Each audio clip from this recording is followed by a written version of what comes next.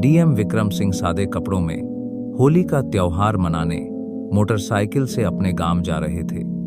तभी रास्ते में उनकी तलाकशुदा पत्नी प्रिया सड़क किनारे भीख मांग रही थी, जिसे देखकर विक्रम के पैरों तले जमीन खिसक गई। इस पूरी घटना को सुनने के बाद आपके शरीर के रोंगटे खड़े हो जाएंगे। यह घटना 13 मार्च 2025 होली के एक दिन पहले की प्रदेश के एक छोटे से जिले की है।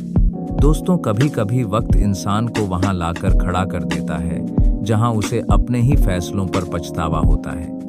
जो आज घमंड में होते हैं, कल हालातों के मारे भीख मांगते दिखते हैं। इंसान को कभी भी अपने हालातों पर घमंड नहीं करना चाहिए, क्योंकि समय का चक्र कब किसे कहां पहुंचा दे यह कोई नहीं जानता। जिंदगी कभी सीधी लकीर में नहीं चलती, यह कई मोड़ों से होकर गुजरती है। कभी सफलता की ऊंचाइयों तक पहुंचाती है तो कभी इंसान को इतनी बुरी तरह गिरा देती है कि उठना नामुमकिन सा लगने लगता है। लेकिन जो लोग गिरकर फिर से उठ खड़े होते हैं वही असली योद्धा कहलाते हैं। यह कहानी भी ऐसे ही एक व्यक्ति की है जिसने जीवन के सबसे कठिन मोड़ पर भी खुद को संभाला और अपनी पहचान फिर से बनाई। यह कहानी एक ऐसे व्यक्ति की है जो प्यार, धोखा, संघर्ष और सफलता का जीता जागता उदाहरण है। एक समय था जब उसने अपने जीवन साथी के साथ मिलकर सुनहरे भविष्य के सपने देखे थे, लेकिन जब वही साथी उसे बीच रास्ते में छोड़ गया तो उसने अपने सपनों को खुद पूरा करने की ठानी और फिर वक्त ने ऐसी करवट ली कि जिसने उसे छोड़ा था वही एक दिन सड़क पर भीख मांगने पर मजबूर हो गया। होली का त्योहार करीब था और डीएम विक्रम सिंह को इस बार गांव जाकर अपने परिवार के साथ त्योहार मनाने की इच्छा थी। पिछले कई वर्षों से उनकी व्यस्त दिनचर्या के चलते वह अपने गांव नहीं जा पाए थे, लेकिन इस बार उन्होंने तय किया कि वह सादे कपड़ों में बिना किसी तामझाम के सिर्फ एक आम आदमी की तरह गांव जाएंगे। वह किसी सरकारी गाड़ी से नहीं बल्कि अपनी पुरानी मोटरसाइकिल से जाना चाहते थे, ताकि अपने बीते दिनों की यादों को फिर से ताज़ा कर सकें। उन्होंने साधारण कपड़े पहने और बिना किसी सरकारी पहचान के निकल पड़े।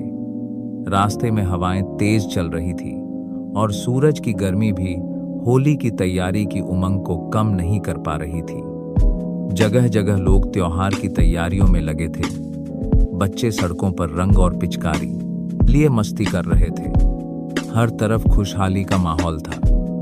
लेकिन इसी बीच जब डीएम साहब एक कस्बे से गुजर रहे थे तो उन्होंने सड़क किनारे एक जाना पहचाना चेहरा देखा। सड़क किनारे बैठी उस महिला को देखकर विक्रम के हाथ अचानक ब्रेक पर चले गए और उनकी मोटरसाइकिल धीरे धीरे रुक गई। धूप में बैठी वह औरत फटे हुए कपड़ों में थी। उसका चेहरा थकान और लाचारी से भरा हुआ था। उसके पास एक कटोरा रखा था जिसमें कुछ सिक्के पड़े थे। उसकी हालत किसी भिखारी जैसी लग रही थी, लेकिन विक्रम के लिए वह कोई अजनबी नहीं थी। वह कोई और नहीं बल्कि उनकी तलाकशुदा पत्नी प्रिया थी, जिसने कभी उन्हें छोड़कर किसी और के साथ नया जीवन बसाने का फैसला किया था। एक समय था जब यही महिला उनकी दुनिया थी। दोनों ने कॉलेज के दिनों में एक दूसरे से बेइंतहा प्यार किया था। उन दिनों विक्रम सिर्फ एक साधारण छात्र थे, लेकिन सपने बड़े थे। उन्होंने अपनी पत्नी प्रिया को आगे पढ़ने के लिए प्रेरित किया, उसका साथ दिया ताकि वह भी आत्मनिर्भर बन सके। उनके कठिन संघर्षों और सीमित संसाधनों के बावजूद उन्होंने अपनी पत्नी को सरकारी स्कूल में अध्यापिका बनवाया। वह दिन किसी जश्न से कम नहीं था जब उसकी नौकरी लगी थी, लेकिन इसी खुशी के कुछ समय बाद उनका जीवन पूरी तरह बदल गया। सरकारी नौकरी लगने के बाद प्रिया की महत्वाकांक्षाएं बढ़ने लगीं। वह अब एक साधारण व्यक्ति की पत्नी नहीं, बल्कि अपने नए साथी के साथ एक अलग ही जिंदगी के सपने देखने लगी थी। कुछ ही महीनों में उसने एक और व्यक्ति से संबंध बना लिए और अपने पति को छोड़ दिया। वह चली गई बिना पीछे मुड़े। विक्रम के लिए यह किसी तूफान से कम नहीं था, लेकिन उन्होंने खुद को टूटने नहीं दिया। उन्होंने अपने दर्द को अपनी ताकत बनाया और अपनी पढ़ाई पर ध्यान केंद्रित किया। सालों की मेहनत के बाद उन्होंने भारतीय प्रशासनिक सेवा आईएएस की परीक्षा पास की और डीएम बने। लेकिन आज वही महिला जिसने एक वक्त अपने पति की कदर नहीं की थी, सड़क पर बैठी भीख मांग रही थी। यह देखकर उनके दिल में कई तरह की भावनाएं उमड़ने लगीं, दुख, गुस्सा, सहानुभूति। लेकिन सबसे बड़ा सवाल यह था कि आखिर वह यहाँ तक कैसे पहुंची। क्या उसके साथ भी वही हुआ जो उसने कभी अपने पति के साथ किया था? डीएम साहब अपनी मोटरसाइकिल से उतरे और धीरे धीरे उस महिला की ओर बढ़े। उनकी आंखों में सैकड़ों सवाल थे, लेकिन होठों पर अब भी एक गहरी शांति थी। महिला जो सिर झुकाए भीख मांगने में व्यस्त थी, अचानक सामने खड़े व्यक्ति की छाया महसूस करके ऊपर देखती है। उनकी आंखें मिलीं और कुछ क्षण के लिए समय जैसे ठहर गया। पहले तो उसने उन्हें पहचाना नहीं, लेकिन जैसे ही उसने ध्यान से देखा, उसकी आंखें चौड़ी हो गईं और चेहरे पर कई भाव एक साथ दौड़ पड़े। आश्चर्य, शर्मिंदगी, पछतावा और डर। तुम यहाँ कैसे? उसकी आवाज कांप रही थी, जैसे किसी ने उसकी सबसे गहरी चोट पर हाथ रख दिया हो। विक्रम कुछ पल के लिए शांत खड़े रहे, फिर गहरी सांस लेते हुए बोले, यही सवाल तो मुझे तुमसे पूछना चाहिए। तुम यहाँ कैसे पहुंची? उनकी आवाज में ना तो गुस्सा था, ना तिरस्कार, बस एक ठहरी हुई गंभीरता थी। प्रिया की आंखों से आंसू बहने लगे। शायद वर्षों बाद किसी ने उससे उसका हाल पूछा था।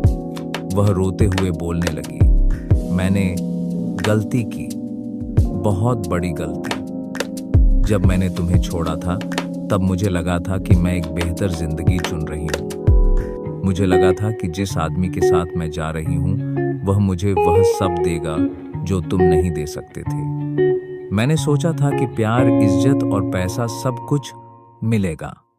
लेकिन वह सिसकने लगी। विक्रम खामोशी से सुनते रहे। उनका मन अतीत के पन्नों को पलटने लगा। वह दिन याद आया जब प्रिया ने उन्हें छोड़ दिया था। वह उसके फैसले से टूट गए थे, लेकिन उन्होंने अपनी हिम्मत नहीं हारी थी। उन्होंने अपनी कमजोरी को ताकत बनाया, रात दिन मेहनत की और अपने लक्ष्य को प्राप्त किया। लेकिन अब उनके सामने वही महिला एक बेबस इंसान के रूप में बैठी थी। जिस आदमी के साथ मैंने तुम्हें धोखा दिया था, उसने भी मुझे धोखा दिया। जब तक उसे मेरा फायदा नजर आया, तब तक उसने मेरा इस्तेमाल किया। लेकिन जब मैं उसके किसी काम की नहीं रही, तो उसने मुझे छोड़ दिया, बिल्कुल उसी तरह जैसे मैंने तुम्हें छोड़ा था। उसकी आवाज कांप रही थी। यह सुनकर विक्रम की आंखें गहरी हो गईं। जीवन का यह अजीब न्याय था। समय ने एक बड़ा चक्र पूरा कर लिया था, लेकिन अब सवाल यह था कि वह इस स्थिति में क्या करें। क्या वह उसे उसके हाल पर छोड़ दें या फिर उसकी मदद करें? उनके मन में कई भाव उमड़ रहे थे, लेकिन वह जानते थे कि आगे बढ़ने से पहले उन्हें अपने अंदर के इंसान को सुनना होगा। कुछ क्षणों तक वहां गहरी खामोशी छाई रही।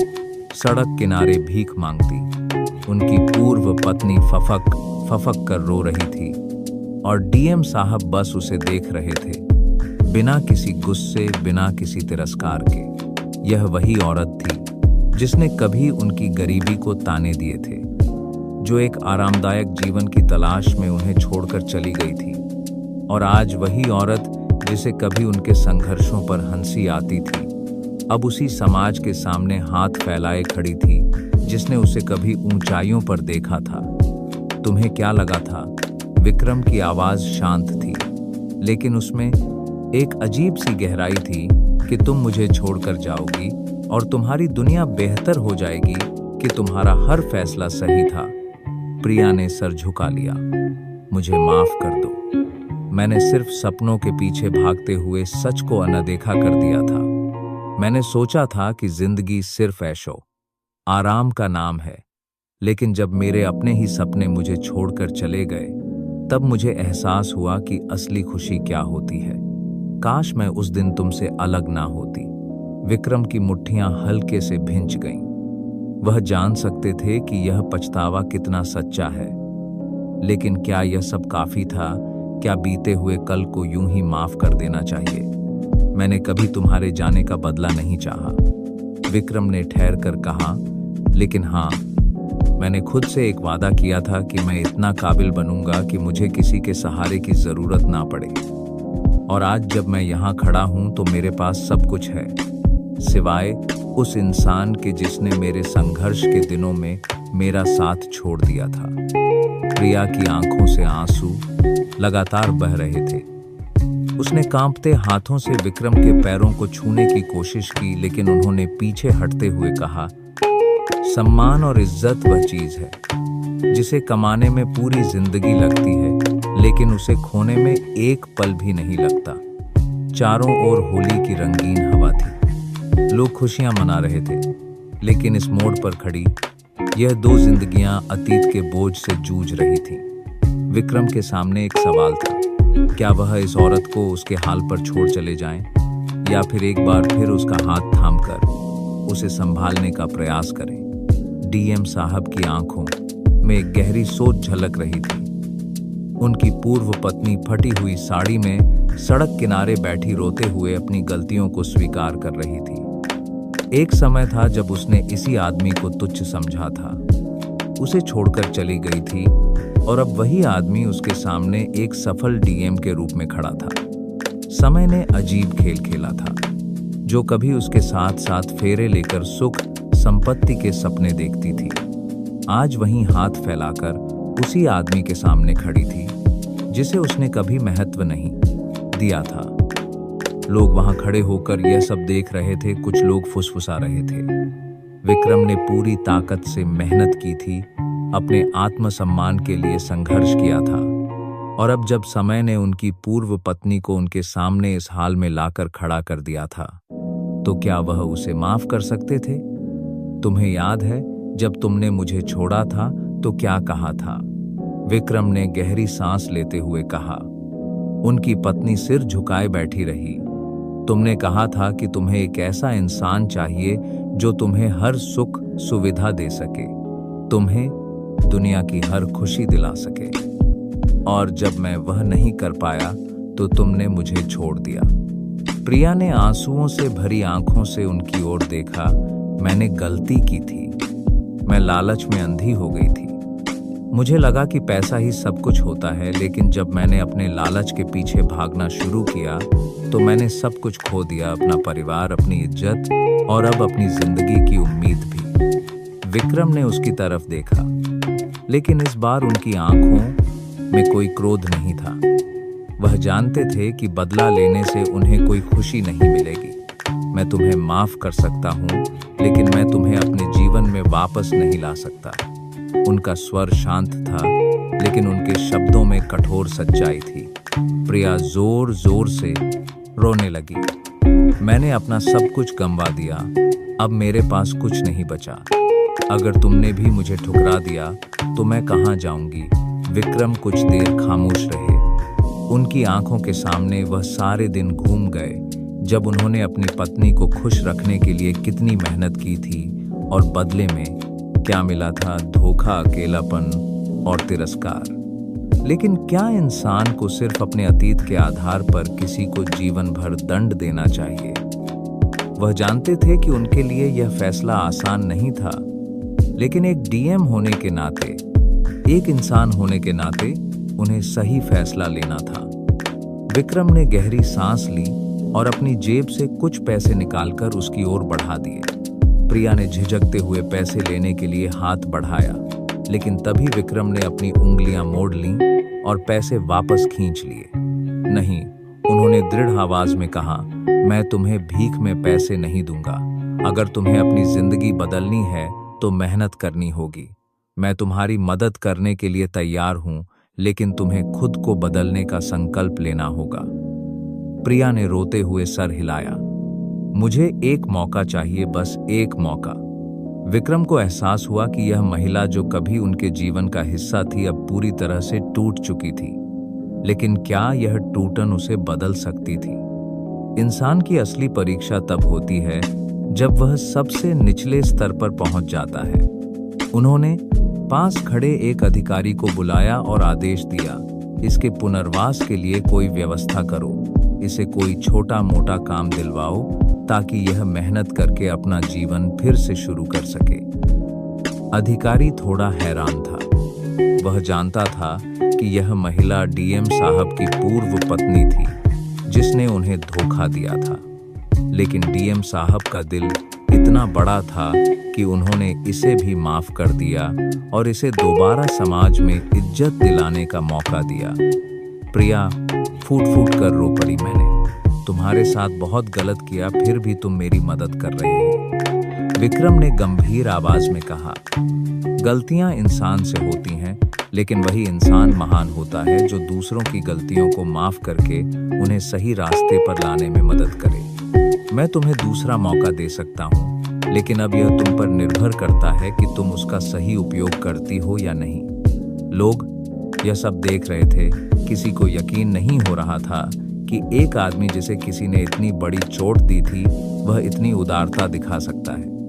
प्रिया ने कांपते हाथों से पैसे लिए और कहा, मैं इस पैसे से कुछ नया शुरू करूंगी, लेकिन मैं एक वादा करती हूँ, अब मैं कभी गलत रास्ते पर नहीं जाऊंगी।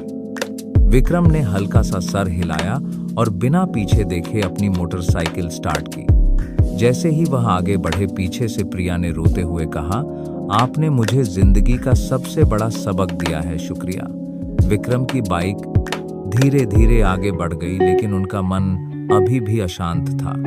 उन्होंने अपनी पत्नी को धोखा देते देखा था, फिर उसे गिरते हुए देखा था और अब उसे उठने का मौका दे रहे थे।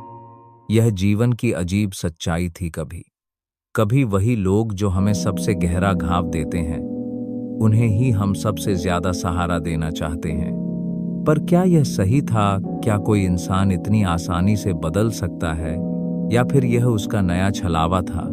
जब वह कुछ किलोमीटर आगे बढ़े तो उन्हें सड़क किनारे कुछ गुंडों का झुंड दिखा। यह वही बदमाश थे जो अक्सर गरीबों को परेशान करते थे, उनसे जबरन वसूली करते थे। लेकिन इस बार उनके सामने कोई कमजोर इंसान नहीं था। उनके सामने डीएम विक्रम सिंह खड़े थे। उन्होंने बाइक रोकी और धीरे धीरे उनकी ओर बढ़े। गुंडों ने पहले उन्हें अनदेखा किया, लेकिन जब उन्होंने विक्रम को ध्यान से देखा तो एक ने ठाका लगाया, देखो एक और शिकार आ गया है। दूसरे ने व्यंग्य करते हुए कहा, साले लगता है किसी अमीर घर से आया है, पर कपड़े तो देखो एकदम फटीचर लग रहा है। विक्रम चुपचाप खड़े रहे। उन्होंने अपने चेहरे के भावों को बिल्कुल स्थिर रखा। फिर उन्होंने गहरी आवाज में पूछा, तुम लोग यहाँ क्या कर रहे हो? एक गुंडा आगे बढ़ा और धमकाने वाले लहजे में बोला, क्यों, तुझे क्या तकलीफ है? ज्यादा सवाल पूछेगा तो तेरी भी जेब हल्की करनी पड़ेगी। विक्रम ने एक गहरी सांस ली और धीमे से कहा, तो तुम लोग राहगीरों से पैसे लेते हो? गुंडे हंसने लगे। एक बोला, अबे ओ भोले आदमी, दुनिया ऐसे ही चलती है। जिसे लूट सकते हैं उसे लूटो, वरना खुद लूट जाओगे। अब निकाल जो भी है तेरे पास। पर अगले ही पल विक्रम ने जो किया, उसने उन गुंडों के होश उड़ा दिए। गुंडों को अंदाजा भी नहीं था कि जिस व्यक्ति को वे आम आदमी समझ रहे थे, वह कोई साधारण इंसान नहीं बल्कि एक कड़क और तेज दिमाग वाला डीएम था। उनकी धमकियों का विक्रम पर कोई असर नहीं हुआ।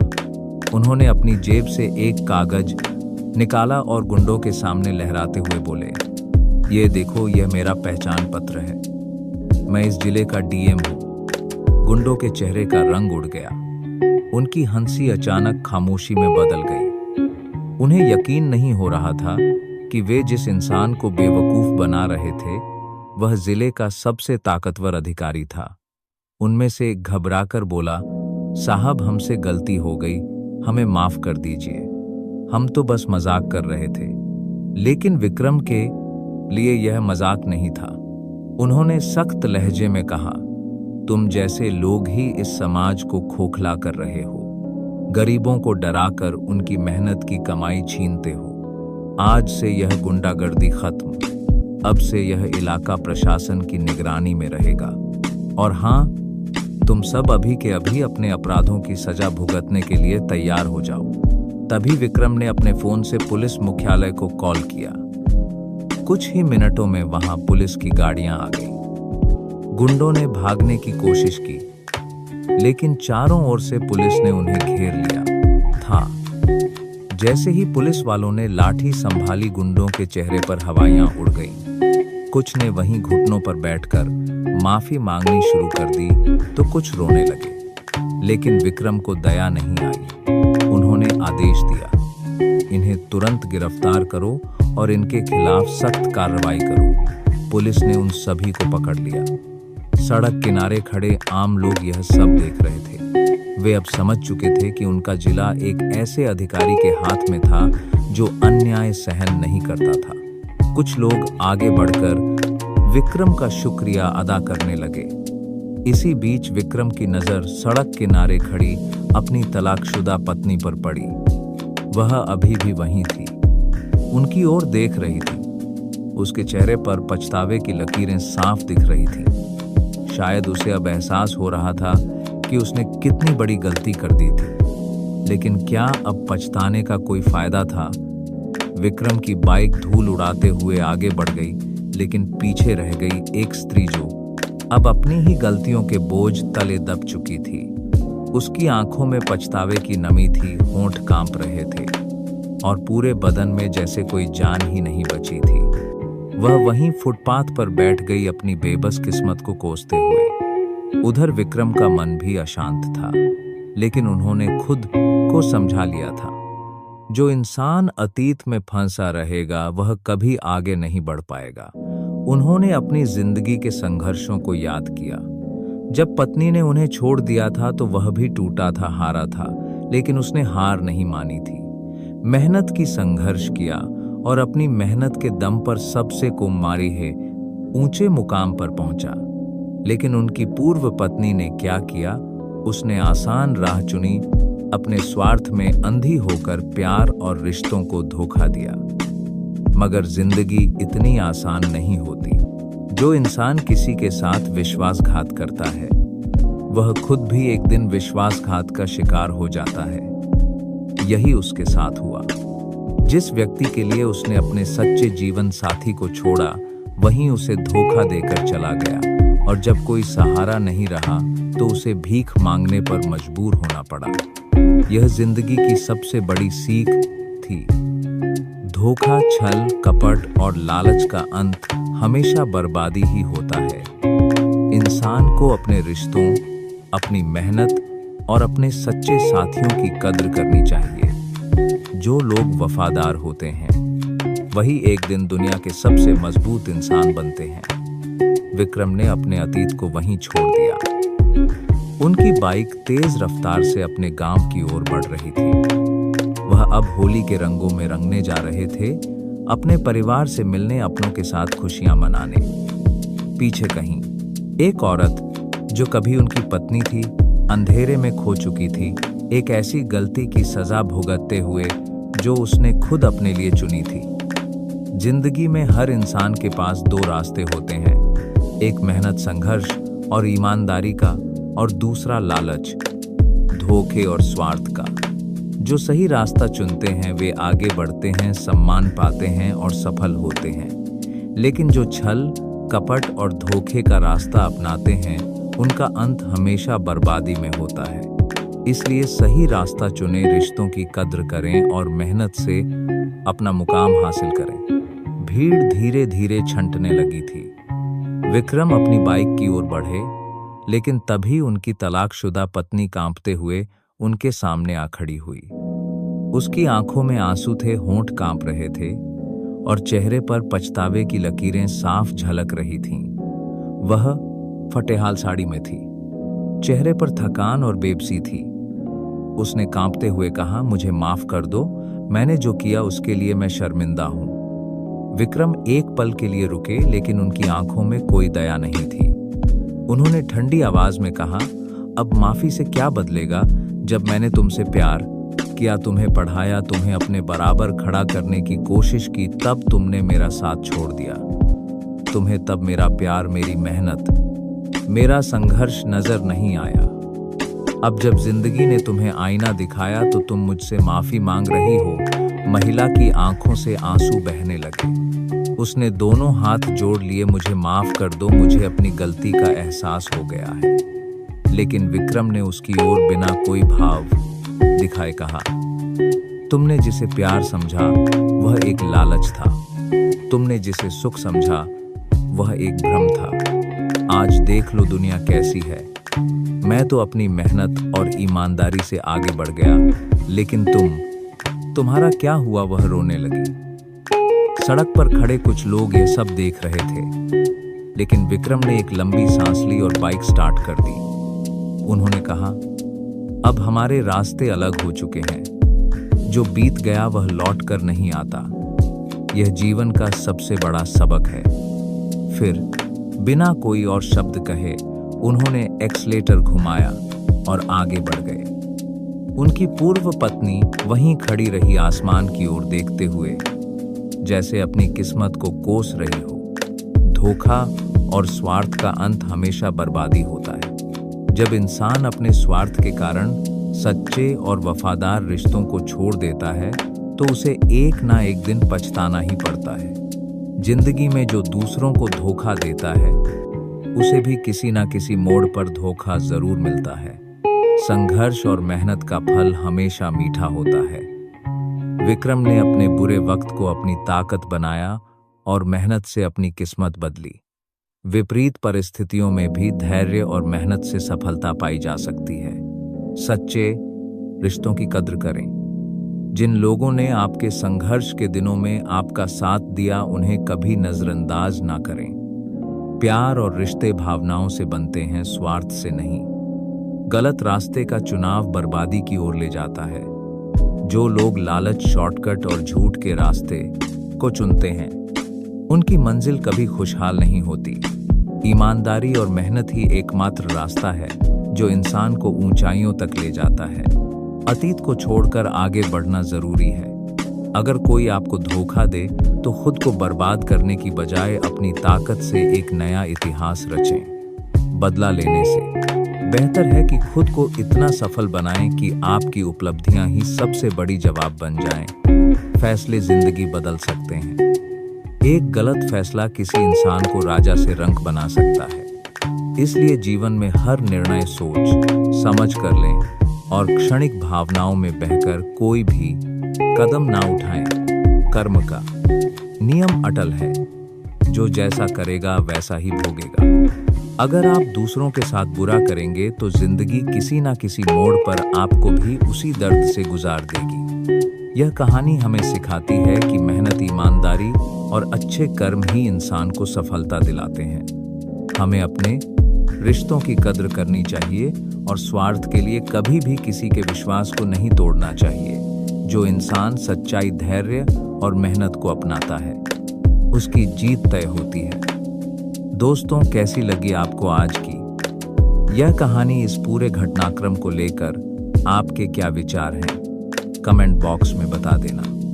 बाकी वीडियो अच्छी लगी हो तो वीडियो को लाइक और चैनल को सब्सक्राइब जरूर करें ताकि हमें थोड़ा सा हौसला मिले आप लोगों के लिए ऐसे अच्छे वीडियो बनाने के लिए।